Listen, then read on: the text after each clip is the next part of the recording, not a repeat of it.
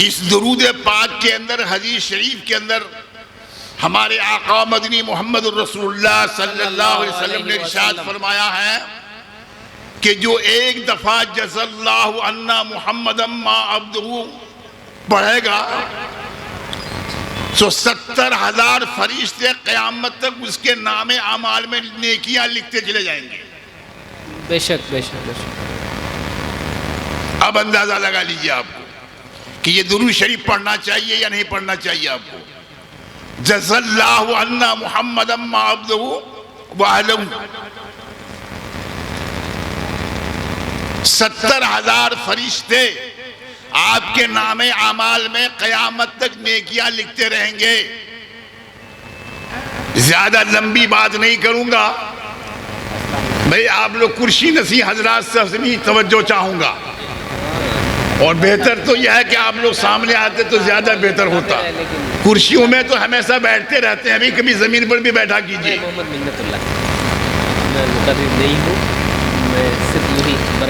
दुनिया में सुनो भाई, अरे इधर देखो ना, मेरे तरफ देखो, मेरे तरफ। दुनिया में 4 तरह के लोग हैं। दुनिया में 4 तरह के लोग हैं। 2 तरह के लोग ऐसे हैं जो इस बस्ती में, इस शहर में, इस मुल्क में उसको जीने का हक नहीं है, और 2 तरह के लोग ऐसे हैं वो कहीं भी रहेंगे, सिस्टम के साथ उसकी जिंदगी बहुत अच्छी गुजरेगी। बेशक बेशक। अब ये पूछेंगे भाई वो 4 तरह के लोग कौन हैं? हमारे समाजी जिंदगी में जो सबसे ज्यादा ईमानदार हो और सबसे ज्यादा हक कहने वाला हो, वो इस धरती में रहने का उसको हक नहीं है। कोई भी साथ नहीं देगा उनका। जो ईमानदार आदमी होगा, जो हक कहने वाला आदमी होगा, गांव का 99% आदमी उसका खिलाफ होगा, कोई उसका साथ नहीं देगा।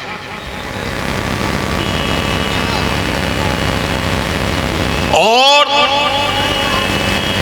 एक तरह का लोग वो होंगे जो निहायत ही बेईमान है, निहायत ही झूठा है। तो झूठों के साथ, बेईमानों के साथ 99% आदमी साथ हो जाएगा। तो जाहिर बात है कि उसकी मेजॉरिटी बनी, उसका सिस्टम तैयार हो गया, तो अब उसको किसी बात की परेशानी नहीं है। चाय के दुकान में बैठा है, 99% आदमी झूठा है, बेईमान है, बातें चल रही हैं, कोई किसी को एतराज नहीं है। अब उसमें एक आदमी ने एतराज कर दिया कि ये गलत है, ये गलत है, तो उसके घर में उसका बेटी का रिश्ता भी बंद हो जाएगा आना। उसके बेटी का रिश्ता उसके घर में आना बंद हो गया। 90% आदमी एक तरफ हो गया, और 1-2% आदमी उसके साथ होगा। जाहिर बात, उसकी हकीकत क्या है? इस पर एक बात मैं अर्ज करना चाहूंगा, जरा समझने की कोशिश कीजिए। झूठों ने झूठों से कहा, झूठों ने झूठों से कहा सच बोलो। झूठों ने झूठों से कहा सच बोलो। सरकारी ऐलान हुआ है सच बोलो। घर के अंदर झूठों की एक मंडी है, घर के अंदर झूठों की एक मंडी है। बिल्कुल। दरवाजे पर लिखा हुआ है सच बोलो। गुलदस्ते के ऊपर लिख रखा है एक जहती का पैगाम। गुलदस्ते के ऊपर लिख रखा है एक जहती का पैगाम। गुलदस्ते के अंदर क्या है सच बोलो। वाह वाह वाह, बहुत खूब। गंगा मैया डूबने वाले सब अपने थे। गंगा मैया डूबने वाले सब अपने थे। नाव के अंदर छेद किसने किया सच बोलो। बहुत बुजुर्गों दोस्तों, आज हमारा मुल्क कितना परेशान है आप लोगों को मालूम है। एनआरसी लेकर के, एनआरपी लेकर के, एएसी लेकर के पता नहीं क्या क्या हो, कितना खौफ लोगों के दिलों में तारी है। और ये बताया जा रहा है कि सियाह कानून के जद में जो आ गया, दुनियावी जिंदगी जरीन बन जाएगी, वो किसी घाट का नहीं रहेगा। उसके लिए पूरे मुल्क में एहतजाज हो रहा है, मगर हमारी सरकार, हमारी हुकूमत को अभी तक पसीना नहीं आया।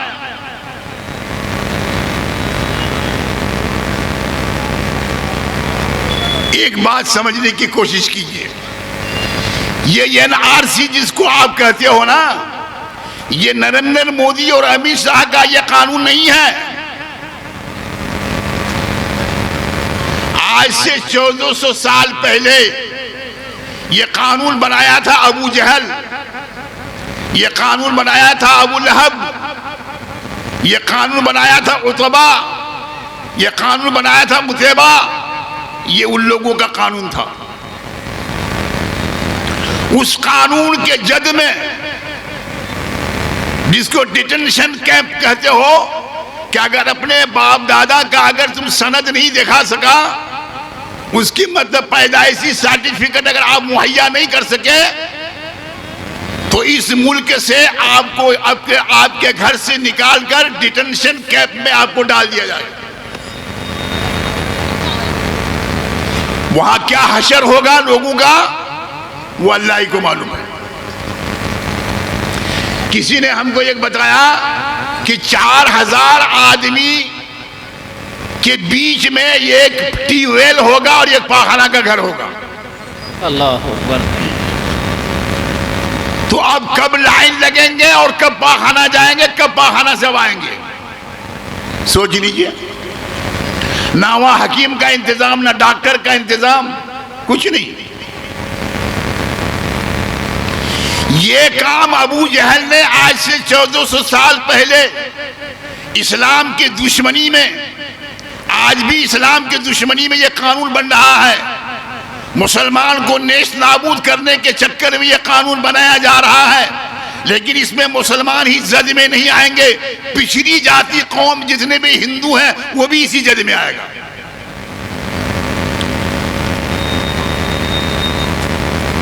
आज से 1400 साल पहले अबू जहल ने यह कानून बनाकर आकाए मदनी जनाब मोहम्मद रसूलुल्लाह सल्लल्लाहु अलैहि वसल्लम को 2.5 साल तक डिटेंशन कैंप में भेज दिया था, जिसको अबू तालिब घाटी के नाम से मशहूर है।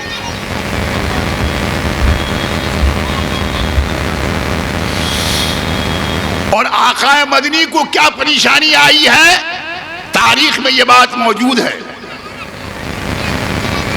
कि भूख और प्यास के मारे जब बेचैन हो जाते थे, तो पत्तों को चूस चूस कर जिंदगी उन्होंने गुजारी है। एक मौके पर रात के 2:30 बजे या 2 बजे एक सहाबी पेशाब करने के तकादा से बाहर गए, तो पेशाब जब करने लगा तो खरखराहट की आवाज आई, तो देखा कि चमड़े का एक टुकड़ा पड़ा हुआ है उसमें मिट्टी में। उसको हाथ में लिया, पानी से धो करके उसको चूसने लगा, उससे भूख आपने मिटाई। मैं ज्यादा कुछ नहीं कहूंगा, ये 2 बातों से आप अंदाजा लगा लीजिए।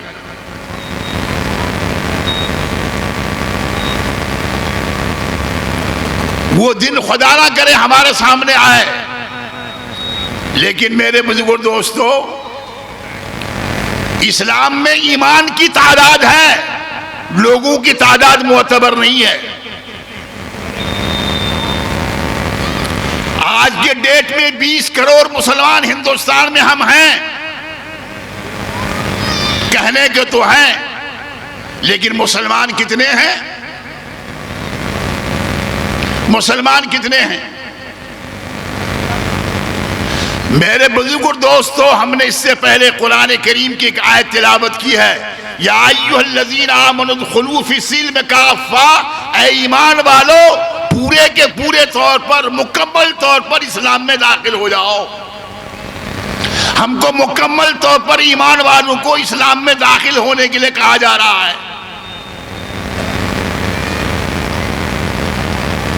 एक बात और बताऊं, उलमा खूब जानते हैं, बताएंगे आपको। इस्लाम को, दीन को 4 हिस्से में बांटा गया है। 4 हिस्से में दीन को 4 हिस्से में बांटा गया है। 4 हिस्से में, एक हिस्सा में इबादत है और उसके बाद 3 हिस्से में मामलात है। 3 हिस्से में मामलात है, एक हिस्से में इबादत है और एक हिस्से का इबादत हम लोग मुसलमान किसी हद तक उस पर अमल कर रहे हैं। रमजान का महीना आ गया, सब गैस्ट्रिक में मुब्तला हो गए। पहले से अच्छे खासे हम सेहतमंद थे, रमजान का चांद निकला, बीमार हो गए। सियासत में है रवादारी जरूरी, सियासत में है रवादारी जरूरी, समझना, समझता। वो रोजा तो नहीं रखता पर अफ्तारी समझता है, वो रोजा तो नहीं रखता पर अफ्तारी समझता है। जब अफ्तार का वक्त हो जाएगा, सब सामान आ जाएगा, तो एक ही एक टोपी पहन करके सब सफ में लग बैठेंगे। किसी को पता नहीं चलेगा कि ये रोजादार है कि नहीं है। लेकिन अगर अंदाजा लगाएंगे तो शायद मतलब ये उसमें से 70% नहीं तो 50% आदमी बेरोजगार होगा, वो अफ्तारी में शरीक हुआ है। आजकल तो अफ्तारी फैशन हो गया। वज़ीर आज़म अफ्तारी का प्रोग्राम देते हैं जी, वज़ीर खारजा दे रहे हैं, मंत्री लोग दे रहे हैं, MP लोग दे रहे हैं, MLA लोग दे रहे हैं जी, और ये अफ्तारी का प्रोग्राम देते हैं और सबको दावतें होती हैं। चाहे रमजान का रोजा है नहीं है, लेकिन अफ्तारी में टोपी पहनकर हम अफ्तार कर रहे हैं। बुजुर्गों, दोस्तों, अभी एक बात मैं आपको कहना चाहूंगा, अगर आप बुरा नहीं माने और फिर आप हमको मुखालिफ ना समझें तब। अभी नेपाल में इज्तिमा हुआ, सबको मालूम होगा। किसी ने कहा कि 4 करोड़ आदमी का मजमा था। हो सकता है, गिन के नहीं बताया, मजमा को देख के बताया।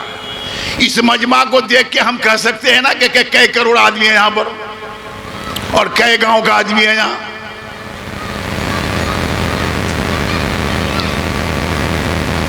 एक बात मैं आपको बताना चाहूंगा, हम एक बात से और मशहूर हैं, आप लोगों को मालूम नहीं है, हमारे मौलाना को भी पता नहीं होगा। हम सुरजापुरी मौलाना कह के मशहूर हैं। तो जब सुरजापुरी का नाम आता है तो सुरजापुरी भी हमको इस्तेमाल करना पड़ता है। इला जथला लोग यहाँ बोले जान, मुझे समझो कि मुँह से ज्यादा उम्र कोई नहीं छन। मैं 75 साल जी साहब, 76 साल चलो हम और शुरू होंगे। मुझे समझो कि 1-2 जन आदमी कोशा हो कोना मुखा बढ़ा नीते ज्यादा नीचे। मोर अपना वक्त ताल्लुकात जैसे है तुम्हार गोपालपुर तो 2 लोग से बहुत करीब ताल्लुक रहे। प्रोफेसर हयात साहब, इज्जो खलील साहब, इज्जो खलीलुर रहमान साहब मरहूम और प्रोफेसर हयात साहब, इनसे हमारे ताल्लुकात 1962 से है। 1962 साहब, तुम्हारा कोई 1962 देखिए? देखिए है तुम साहब? नहीं देखा। बुढ़ा जमानत कालम के 3-4 गांव तुम्हारी धरगणगर खानदान वाला समझा जाए। हम जरा उत्तर बिस्का लोकला कोचिल हमारा बोले उतरिया धुतरिया उधर का लोकला, इधर 3-4 गांव खानदान वाला कोई, खानदान वाला गोपालपुर, शकोर, नटवापाड़ा, गांगी, गेवड़ा मनी, काशीवाड़ी, इला गांव बहुत मशहूर गांव, अहले इलम, अहले खानदान। और अच्छा लोग छिल इलाकाओं का नाम के बहुत अच्छा लोग गुजरी है, पढ़ा लिखा समझदार। और उला जमानात अहले खानदान वहां छील जार घोल लालटेन जलोहिल और वहां घोड़े खन चौकी और मसूरी छील, समझे? अगर दरवाजा देखता घोड़ा अगर छे तो सुभान अल्लाह वहां अहले खानदान, वरना बस्सी रात का आलमगीर 99 जन आज मेरे को लोमे जलोहिल और उला लोग घेर औरत ला अगर वहां अगर चप्पल बिने बड़ा हिल तो मियाँ साहब नीचे 99% औरत ला तुम्हारे सनियात गान को पुआ पूछा गाने बड़ा के सुधरो जे पुआ तो आनी थुजिल गाने में एक जमाना वाड़ा गुजरी है। आला जार घोर लोम जोलो हिल वार गली से ने कंटा से ने बाहरी घोर से ने कम से कम तो नहीं हो तो 20 टका में बल्ब जलो और जार घोर लालटेन जोलो हिल अब वार घोर लोम डाउनी जलो, खत्म होंगे पूरा दौर खत्म होंगे। खलीलुर रहमान फाख्ता उड़ाता था, एक जमाना था, वो बात नहीं है। तो उस जमाने में हम लोग जो है अपने हसब नसब पर फख्र करते थे, हालांकि हसब नसब पर फख्र करने की चीज नहीं है। असल चीज जो है वो निस्बत है, असल चीज जो है वो निस्बत है। हमको निस्बत किस चीज से है? दीन से निस्बत है। हमको दीन से निस्बत होना चाहिए, अल्लाह और अल्लाह के रसूल से निस्बत होना चाहिए, मदारिस से निस्बत होना चाहिए, उलमा से निस्बत होना चाहिए, कुरान से हमको निस्बत होना चाहिए, हदीस से हमको निस्बत होना चाहिए। ये सारी से निस्बतों का जंजीर जो है टूट चुका है, अब नहीं है। अब हम लोग नकली मुसलमान रह गए। हुजूर अलैहिस्सलाम जंग बदर की जब तैयारी किए तो 313 आदमी बदर में सफ में आके खड़े हो गए। मक्का वाले जो है 1000 से कुछ ज्यादा आदमी मुकाबला के लिए आया और दोनों तरफ से मुकाबला हुआ। 313 आदमी उस 1000 आदमी को हरा दिया। अब वो जीत करके चले गए और 70 आदमी को गिरफ्तार करके जो है मदीने के मस्जिद नबवी के खंबे में बांध दिया। आज हम 20 करोड़ मुसलमान होने के बावजूद एनआरसी से घबरा रहे हैं। 3 तो आदमी है हमारे यहाँ, एक अमित शाह है, एक नरेंद्र मोदी है, एक योगी है यूपी में, और एक दो उसके आजू बाजू होगा। पूरे हिंदुस्तान के मुसलमानों के दिल में ऐसा खौफ डाल दिया है कि रात को सोते सोते आंख खुल जाती है तो दोबारा नींद भी नहीं आती। की साहब हनीमान डोल लगी ना साहब, ये जगह जमीन जायदाद सब आपसे छीन लेगा। अगर आप अपना सबूत नहीं पेश कर सकेगा तो ये जगह जमीन जायदाद जितना है सब आपसे छीन लेगा, बैंक बैलेंस आपसे छीन लेगा और डिटेंशन कैंप में आपको छोड़ देगा। अब वहां जाकर के अपना लठियाड़ी खिलाते रहो, कैसी जिंदगी गुजरेगी वो समझो। तो आज हमको अपने जिंदगी के अंदर इनकलाब लाने की जरूरत है। आज भी हमको बेईमानी शैतानी का रास्ता छोड़ना पड़ेगा, छोड़ना चाहिए। तो मैं ये कह रहा था कि नेपाल गानमगढ़ लोकलाव से की कोचे बोले साहब 3 करोड़ आदमी हो गए, कोई कोचे कुछ लास्ट जन को जले 2 अताला नहीं हो साहब 50 लाख हो गए, यहाँ से ज्यादा नहीं हो गए। एक हफ्ता तक वहां इलाहाबाद सुने सुने मोर कांडा पकेगे मुई नहीं जाई, सच्ची बात भी ना कि मुई नहीं जाई। अब मैं जवार कानमगढ़ मूड थोड़ी चुनू। तो उनसे मैंने ये कहा कि भाई आदमी का तादाद मत बताओ, वहां से क्या लेके आए हो वो बताओ। भले मौली साहब अत्यडी नहीं लोग हंगे हिल के पानी नहीं मिलो हिल तो तयम्मुम करे नमाज पढ़िया ही वही जा तयम्मुम करे नमाज पढ़िया पानी नहीं है जा। इतना आदमी हंगामा सुतवार नहीं कोशा जो खवाड़ कोशा जो नहीं, इतना बुरा हाल कि कोबा नहीं चाहिए। मैंने कहा भाई इस हालत में इस्लाम बिल्कुल इजाजत नहीं देता है कि आप उस मजमे में जाएं जहां आप बगैर वुजू के नमाज पढ़ें जबकि तयम्मुम किस हाल में करके नमाज पढ़ना चाहिए वो हालत वहां नहीं है, और तयम्मुम करके आप नमाज पढ़ रहे हो, नमाज किसी की नहीं हुई। आप मजमा देखने गए हो, मजमा देख के आ गए, क्या लेके आए पता कुछ नहीं, खाली ईजा तक नहीं, एक बात आड़ो को बचा जी नहीं, बुरा मत माने। हम लोग जमात के कायल हैं, हम लोग जमाती हैं, इसमें दो राय नहीं है। क्यों माना?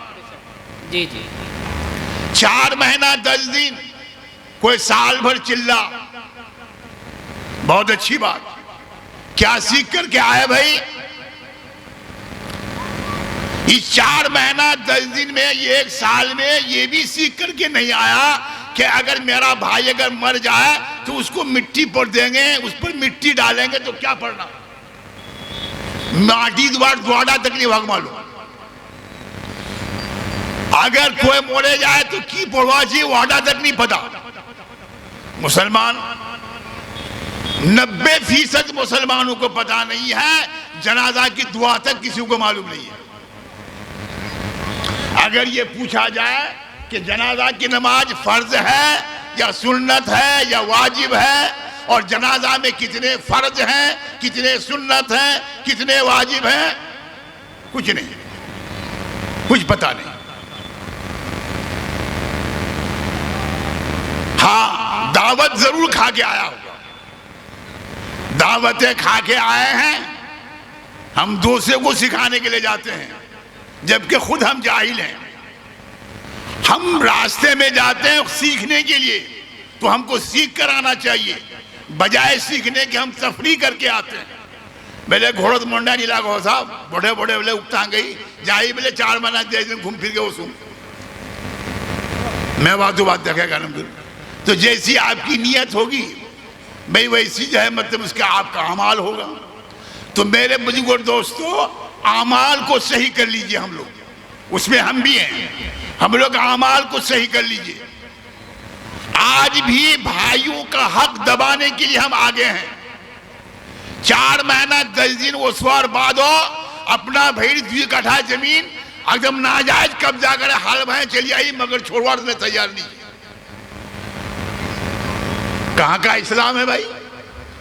कहां का हम लोग मुसलमान हैं भाई? ना बीवी का हक का पता, ना बीवी को शोहर का हक का पता, ना छोटे भाई को बड़े भाई का हक का पता, ना उसका एहतराम, ना उसकी इज्जत। जब आया मुकाबले में जमीन पर तो कच्छा मारकर छोटा भाई बड़े भाई को मार दिया 2 लाख। खाली तोड़े बाफर रहे, मोड़ बाफर नहीं रहे। वो दे बेटा देखिए रहे, और वो एकड़ा माँ एकड़ा बाप, अपना माँ को गाली दो, अपना बाप को गाली दो। आज मुसलमानों का ये हाल है। बुजुर्गों दोस्तों, जो मुल्क के हालात आप देख रहे हो ना, ये अल्लाह ताला के तरफ से हमारी बदअमालियों के लिए, बदअमालियों का सजा के तौर पर अजाब है। समझ लो अच्छी तरीके से, अजाब है ये। इस अजाब को दूर करने के लिए सिर्फ दुआ करने से काम नहीं चलेगा, सिर्फ एहतजाज करने से काम नहीं चलेगा। हर आदमी अपने घर बैठ करके अपने किरदार को, अपने अमाल को दुरुस्त कर ले।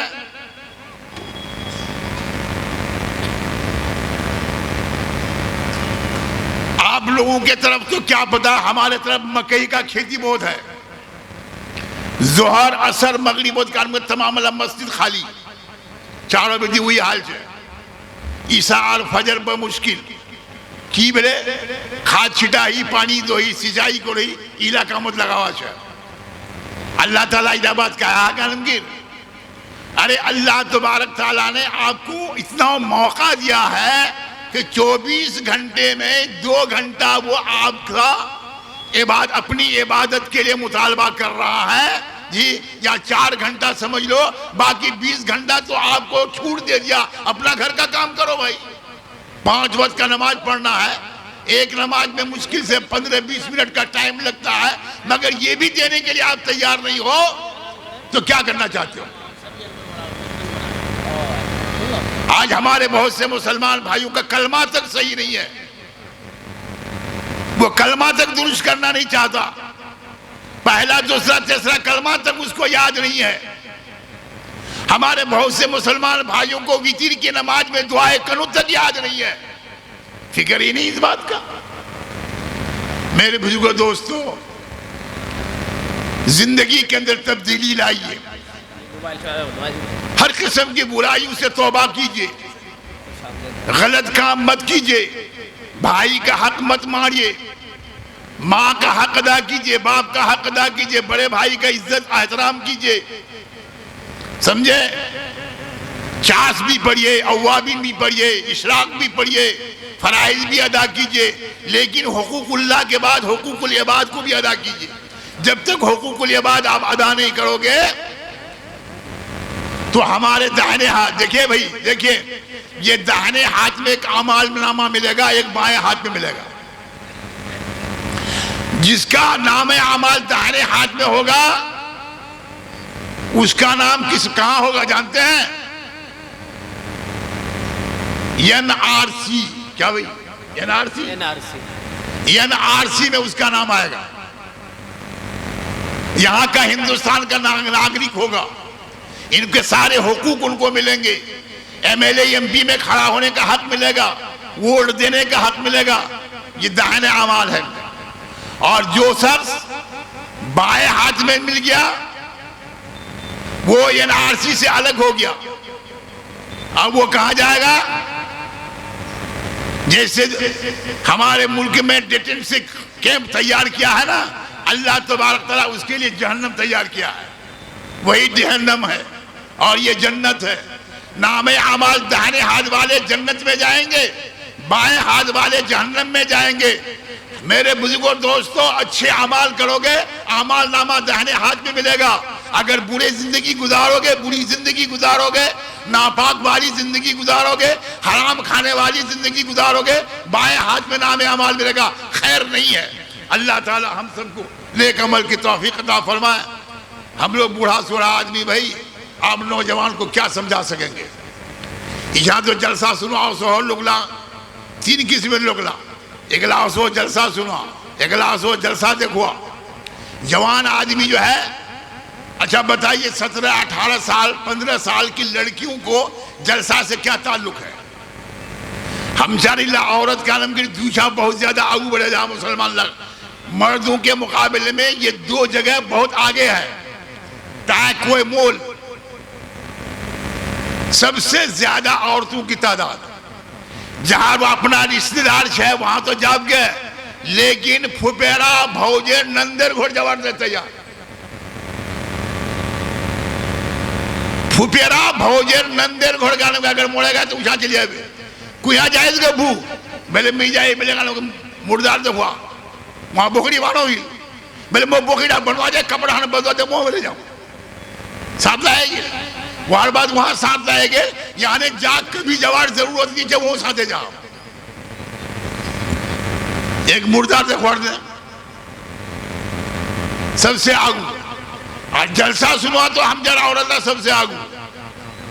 मसला उसका यह है कि रात के सन्नाटे में क्या मौके पर औरतों को खुली जगह मैदान में घूमना फिरना कतन दुरुस्त नहीं है। अब यहां आने के बाद क्या होता है, नौजवान तबका तो लेडीज कैंप की तरफ जो है टहल रहा है, सालिक ने पान दो, सोलोजग ने पान दो, वाघ ने मिठाई खिला, वाघ फलना करो, वाघ चिल्ला करो, मोड़ माँ ऐसा होइए, मोड़ खाला ऐसा होइए, मोड़ बहन ऐसा होइए, ढुके गए पीछा आप वार सदैव गोप करो हो गरम के वार चक्रोत काल में औड़ कौड़ सदैव गोप करो।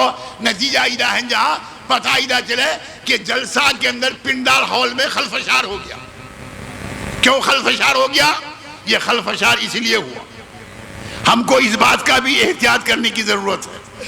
अल्लाह मेरी सेहत के लिए भी दुआ फरमाइएगा। और एक बात ये बताऊं कि मैं मौलाना असरारुल हक साहब जो हमारे MP थे, जानो अन्ना साहब, भाई जानते हैं ना उनको जी, मौलाना असरार साहब को, जो हमारे MP थे, मैं उनका हम असर भी हूं, हम साथी हूं, हम मकतब हूं। अब उस दौर का जो है 2-4 आदमी हम लोग साथियों में रह गए हैं, हमारे मौलाना अशफाक साहब मैयारपुर, जब मैं मैयारपुर आता था तो पैदल मुझे मदरसा शकुर लाया करते थे घुमाने के लिए, तमाम कच्ची रास्ता था, समझे। और सैलाब का पानी, ये वो फला चिला, वो दौर भी हमने देखा है। उस दौर का आदमी बहुत कम रह गया है। अब हयात साहब के ही नाम मैं देखता हूं कि वो हैं जी, अब बाकी और होंगे। और हमारे मास्टर हसीब साहब शकोर हमारे हम साथियों में से हैं। हमारे हांडी पोखर में वो तालिब इल्म थे, मौलाना जमीर इस्लाम साहब मरहूम नौकट्टा, उनके वो शागिर्द हैं, हमारे यहाँ जागिर रहते थे। अल्हम्दुलिल्लाह अब तो काफ़ी उम्र के हो गए, हम ही उम्र के हैं। अल्लाह उनकी भी हयात को दराज फरमाए। अब इसके लिए ये जो मदरसा बना, मदरसतुल बनात लड़कियों का मसला है, हमारे कारी साहब ने इसको चला रखा है। आप सब लोग इसकी ताउन करें, तवज्जो दें और मदरसे को तरक्की दें। अल्लाह हम सबको नेक अमल की तरफ फरमाए।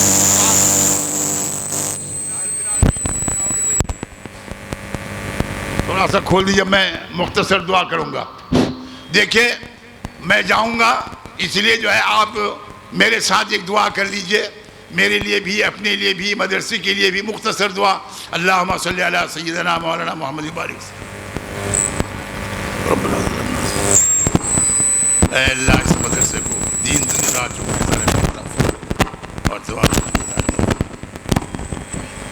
सुभान रब्बिका रब्बिल इज्जति अम्मा यसिफून व सलामुन अलल मुरसलीन ला इलाहा इल्लल्लाह मुहम्मदुर रसूलुल्लाह। ठीक है कारी साहब, अगर कोई गलती हो तो माफ़ कीजिएगा।